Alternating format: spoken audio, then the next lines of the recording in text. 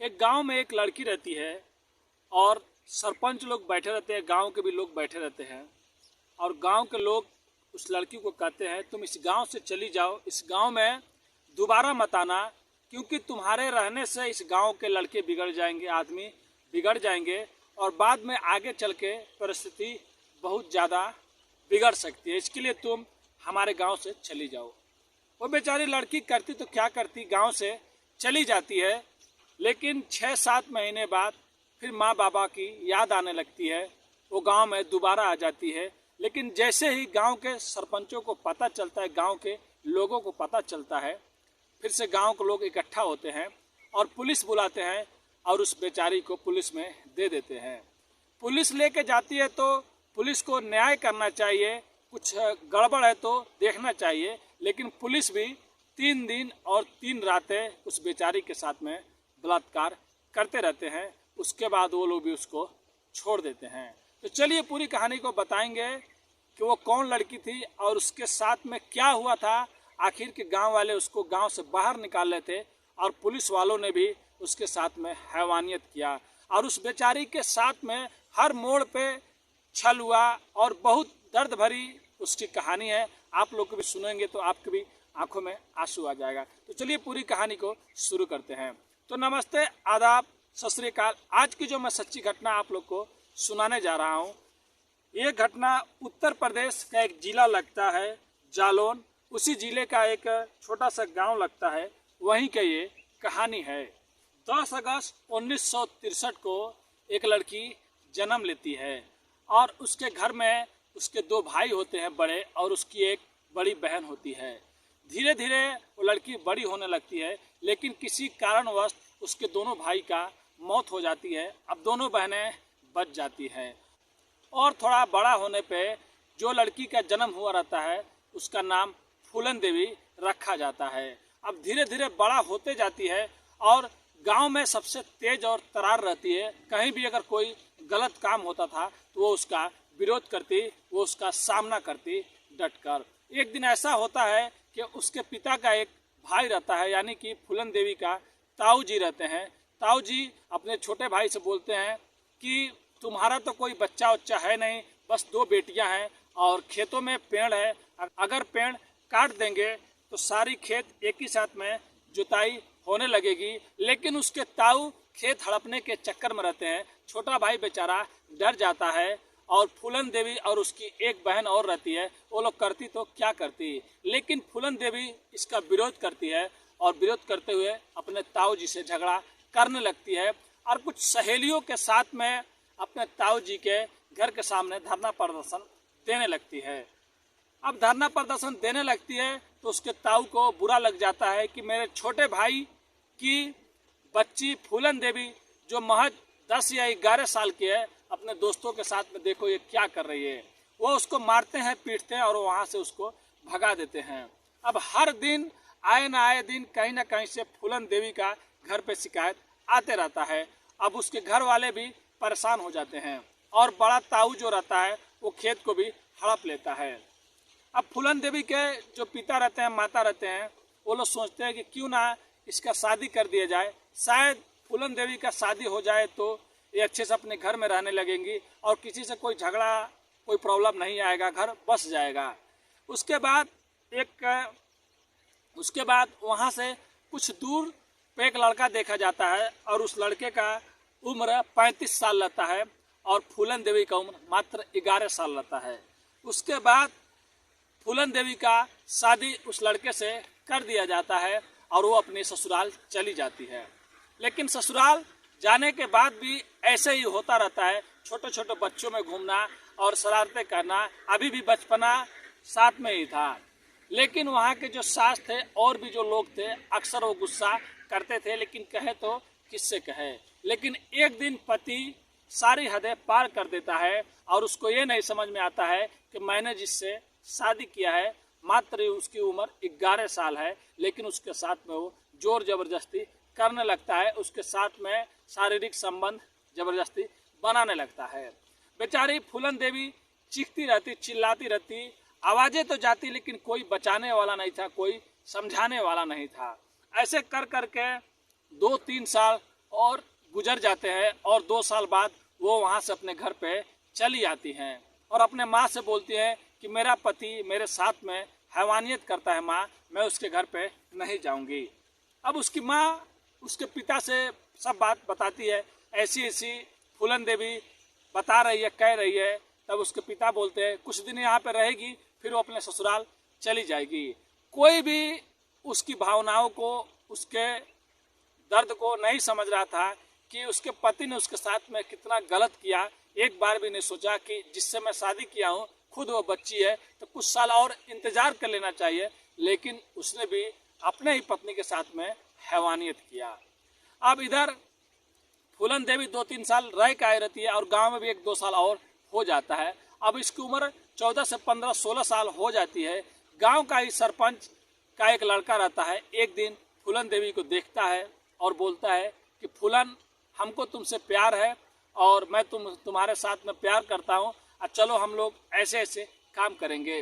अब फूलन देवी के साथ में वो ज़बरदस्ती करने लगता है, लेकिन फूलन देवी वहीं पे उसको पीट देती है, मार देती है, उसका विरोध कर देती हैं। अब वो मार खाया हुआ फूलन देवी से अपने घर पे जाता है, अपने रिश्तेदारों से, अपने परिवार वालों से बताता है कि फूलन ने मुझको मारा है। अब उसके घर वाले गुस्सा हो जाते हैं और गुस्सा होने के बाद उसको, उसके पिता को, सबको बुलाते हैं और गांव में एक सरपंच का एक टोली बैठता है और बोलते हैं कि अगर तुम्हारी लड़की इस गांव में रहेगी तो सारे गांव के मर्द बिगड़ जाएंगे, बच्चे बिगड़ जाएंगे, इसकी भलाई इसी में है, इसको गांव से निकाल दिया जाए। अब उस गांव में कोई भी बोलने वाला नहीं था, विरोध करने वाला नहीं था। बेचारी फूलन देवी जाए तो जाए कहाँ। अब वहाँ से गांव से निकाल दिया जाता है, लेकिन कोई चचेरा भाई लगेगा, कोई रिलेशन में रहता है, रिश्तेदारी में रहता है, उसके घर पे फूलन देवी जाती है और कुछ महीने वहीं पे रहती है। लेकिन उस भाई के घर पे उस भाई की शादी हो गई रहती है। जो भाभी रहती है अक्सर वो ताना मारा करती थी कि तुम यहाँ पे क्यों रहने आ गई हो, तुम अपने गांव क्यों नहीं जाती।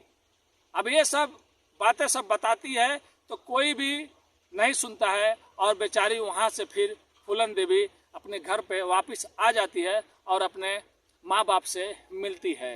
लेकिन फिर से गांव के लोगों को पता चल जाता है कि फूलन देवी गांव में आ गई है दोबारा। फिर उसके बाद गांव के लोग पुलिस को बुलाते हैं और पुलिस में फूलन देवी को दे देते हैं। ये लोग ये सोच के देते हैं कि ये गांव में मत आए, लेकिन पुलिस जब लेके जाती है तो 3 दिन तक फूलन देवी का बलात्कार करती है और वो भी हैवानियत वैसे ही करती है जैसा उसका पति किया रहता है। अब बेचारी किससे शिकायत करे, किससे पनाह मांगे।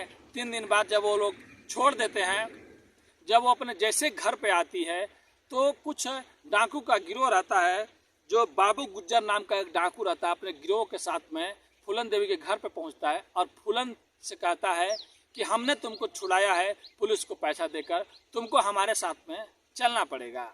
अब फूलन देवी बाबू गुज्जर के साथ में चली जाती है और डाकुओं के साथ में रहने लगती है। कुछ दिन तो अच्छा रहता है, फिर बाद में बाबू गुज्जर नाम का जो डाकू रहता है वो भी पुलिस वालों ने जैसा किया था, उसके पति ने जैसा किया था, वो भी वैसा हैवानियत फूलन देवी के साथ में करने लगता है।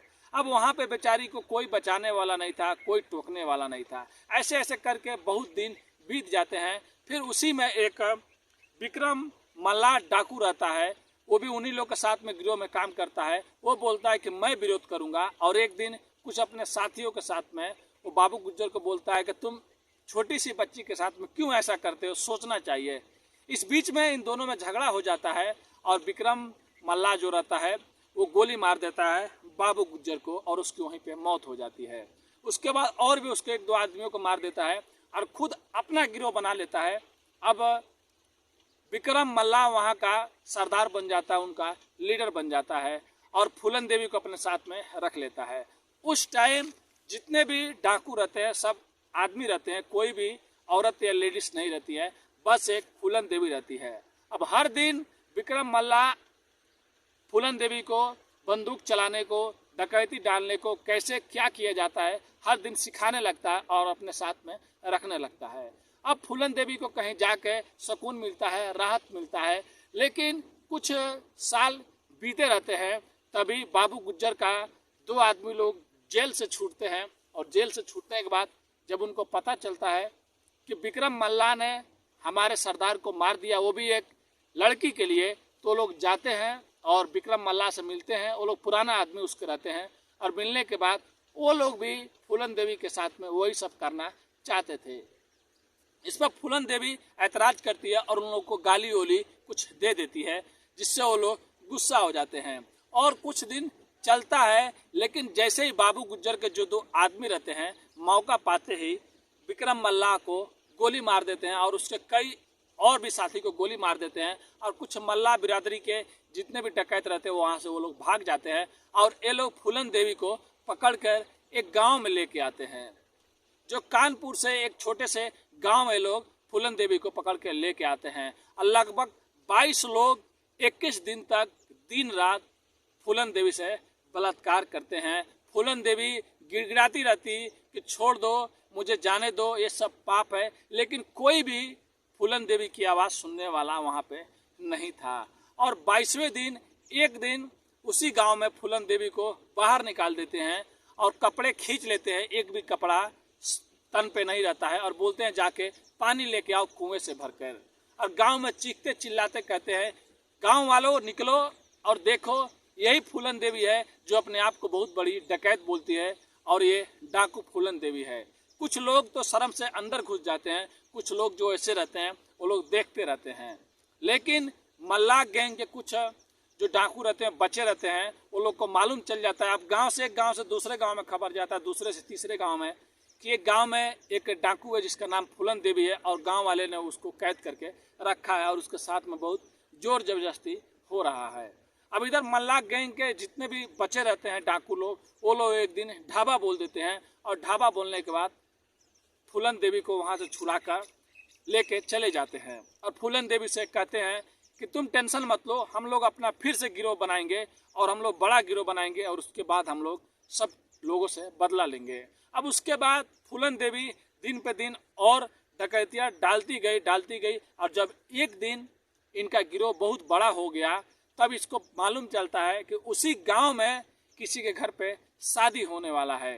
अब ये लोग दो बिरादरी रहता है, एक मल्ला बिरादरी, एक जो दूसरा बिरादरी का जो बाबू गुज्जर का उस बिरादरी का रहता है। अब जब मालूम चलता है कि उस घर में शादी होने वाला है, तब फूलन देवी अपने आदमियों के साथ गांव में ढाबा बोल देती है और चारों ओर अफरा तफरी मच जाता है कि डाकू भी गांव में आ गए हैं, शादी में आ गए हैं। वहाँ पे वो दोनों आदमी तो नहीं मिलते हैं जिसने विक्रम मल्ला को गोली मारा था और जो लोग फूलन देवी को उठा के लाए थे, लेकिन जो 22-23 लोग जो भी मतलब बलात्कार किए थे, उसमें से 2 आदमी उस शादी में मिल जाते हैं।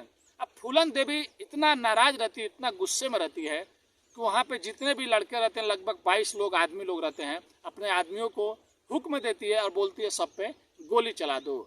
लगभग एक ही बार में कुछ मिनटों में 22 लाशें गिर जाती है और 22 लाश गिरने के बाद फूलन देवी अपने आदमियों के साथ वहाँ से चली जाती हैं। अब इधर पूरे राज्य में हड़कंप मच जाता है, पूरे देश में हड़कंप मच जाता है कि एक जगह एक डाकू है जो 22 लोगों को एक ही बार में कत्ल कर दिया, मौत के घाट उतार दिया।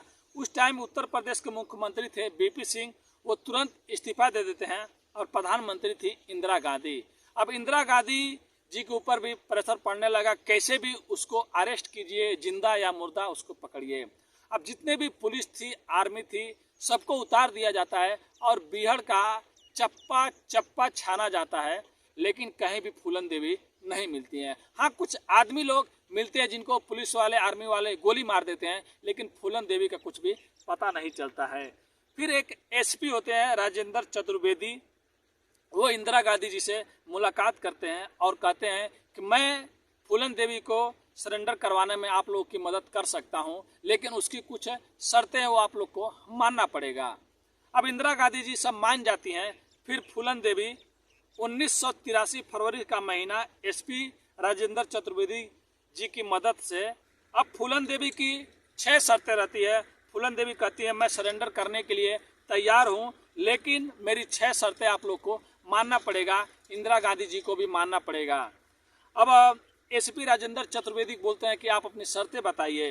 वो बताती हैं कि मैं उत्तर प्रदेश में सरेंडर नहीं करूंगी, और दूसरी बात, मैं अपने हथियार डालूंगी तो गांधी जी के सामने और दुर्गा माता जी के सामने। तीसरा कि मुझे फांसी नहीं होगा, और भी चीज़ बताते हैं कि मुझे 8-9 साल से ज़्यादा सज़ा नहीं होगा, और जो भी मेरे घर के लोग हैं चाहे जो बच्चे हैं उनको ज़मीन पेंशन मिलना चाहिए उनकी ज़िंदगी व्यापन करने के लिए। अब सब ये शर्तें इंदिरा गांधी जी मान जाती हैं और वो बताती हैं कि मैं उत्तर प्रदेश में सरेंडर नहीं करूंगी, मैं मध्य प्रदेश के मुख्यमंत्री अर्जुन सिंह जी के सामने सरेंडर करूंगी।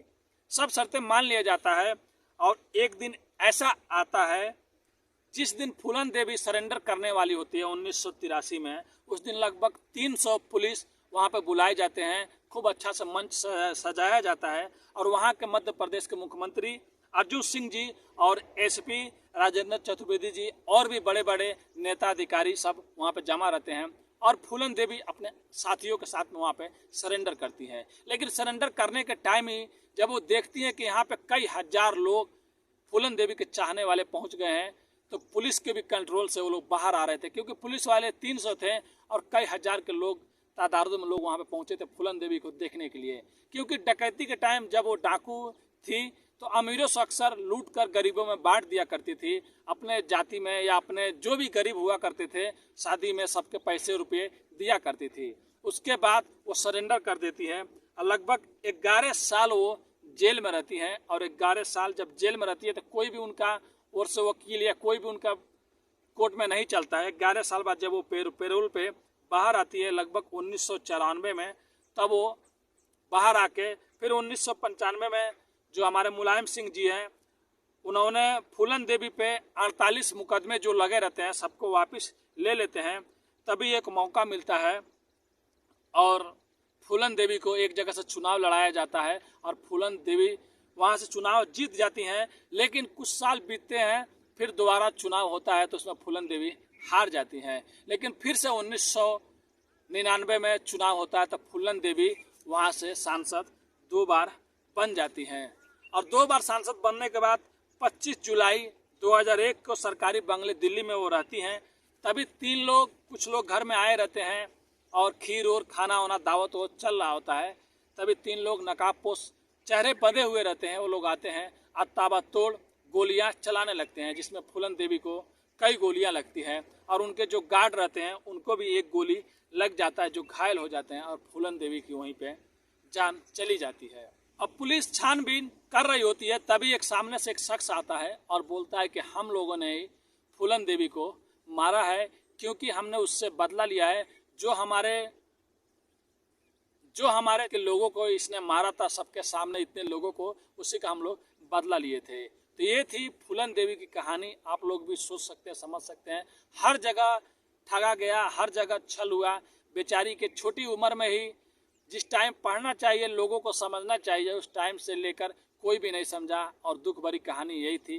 कहानी सुनाने का उद्देश्य किसी का भी दिल दुखाना नहीं है, बस लोगों को सचेत करना है और जागरूक करना है। अगर बोलने में कुछ गलती हो जाए तो अपने भाई को माफ़ कीजिएगा और अगर आप हमारे चैनल पर नए हैं तो चैनल को सब्सक्राइब, लाइक, शेयर, कमेंट जरूर कीजिएगा। मैं भी बहुत मेहनत करता हूं दोस्तों। आज संडे का दिन है, हर संडे को मैं वीडियो बनाता हूं। हर कोई मार्केट चला जाता है, घूमने चला जाता है, लेकिन मैं यही सोच कर रुक जाता हूं कि शायद एक वीडियो मैं आप लोग के लिए बना पाऊँ, एक कहानी जो मैं रात को लिखता हूँ। तो बस आप लोग से यही उम्मीद करता हूँ। चैनल को सब्सक्राइब, लाइक, शेयर करना मत भूलिए। नमस्ते।